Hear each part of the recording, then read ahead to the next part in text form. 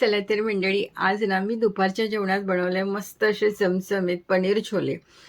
एकदा तुम्ही बनवून बघा, मस्त लागतात. अगदी घरातले मसाले, कुठलेही वेगळे मसाले आपल्याला करायची गरज नाही, पण भाजी इतकी मस्त होते ना, नक्की तुम्ही एकदा ट्राय करा.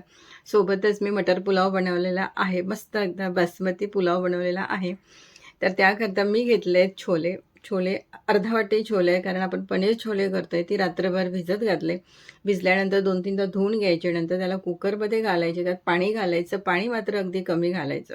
नंतर त्यात काही खडे मसाले घालायचे. जे घरात असतील ते एक खडे मसाला घ्यायचा, जास्त नाही. नंतर त्यात मीठ घालायचं. नंतर आपण त्यात घालायची थोडीशी हळद आणि तेल. मिक्स करून घ्यायचं. एक लाल मिरची आपण यात तोडून घालायची. कुकरचं झाकण बंद करायचं आणि 4 शिट्या करून आपल्याला हे छोले ना उकळून घ्यायचे.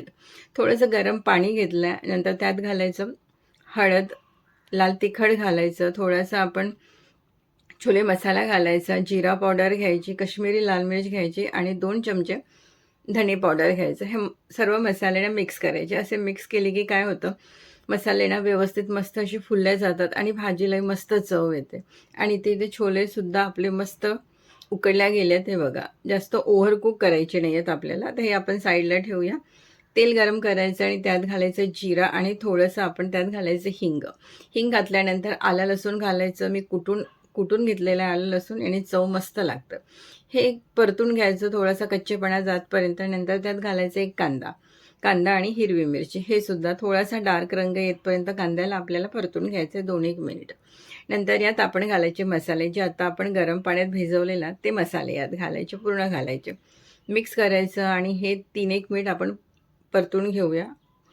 हे बघा, मस्त असं तेल सुटायला लागलेलं आहे. आणि आता यात घालायची टोमॅटो प्युरी. हे सुद्धा मिक्स करायचं आणि 3-1 मिनिट आपण हे सुद्धा शिजवून घेऊया. काहीही कच्चं राहायला नको. तर इथे बघा, मसाला अगदी परफेक्ट आपला झालेला आहे. कलर सुरेख आलेला आहे. तेलसुद्धा कढईने छान सुटायला लागलेलं आहे. पण छोले घालायचे, नंतर मिक्स करायचं, मीठ घालायचं. एखाद मिनिट आपण हे उकळून घेऊया. आता आपण काय करायचं, पनीर थोडंसं फ्राय करायचं. तर पॅनमध्ये मी घातलं आहे बटर आणि पनीर. गॅस मिडियम ठेवायची. मिडियम गॅसवर अलटपलट करून हे थोडंसं आपल्याला फ्राय करायचं. खूप नाही, अगदी हलकाशा रंगावर आपल्याला हे फ्राय करून घ्यायचं, त्यापेक्षा जास्त नाही. आणि ते मी मस्त बनवलेलं आहे मटर पुलाव. वरनं थोडेसे तळलेले काजू घातले. बासमती आहे तांदूळ. मस्त झाला आहे पुलाव. आणि ही भाजी ना भातासोबतच किंवा जिरा राईस किंवा पुलाव असा यासोबतच मस्त लागतं. वेगळी अशी चपाती करायची आपल्याला गरज नाही. तर एखाद मिनिट उकळल्यानंतर यात आपण घालायचं पनीर. नंतर घालायची मलाई, जी आपल्या रोज घरात असते ती. कोथिंबीर घालायची आणि कसुरी मेथी घालायची. एखादे मिनिटच आता गॅस फक्त आपल्याला सुरू ठेवायचा आहे, त्यानंतर गॅस बंद करायचा. हे मिक्स करून घ्यायचं. आणि मी खरं सांगते, विश्वास ठेवा, इतकी मस्त भाजी झाली आहे ना ही.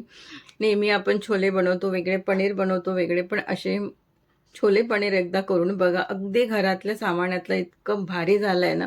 दुपारचं जेवण, चपाती करायची गरज नाही. आणि असं गरम गरम भातासोबत हा छोले पनीर ना अगदी खायला भारी लागतो. नक्की एकदा तुम्ही पण ट्राय करा.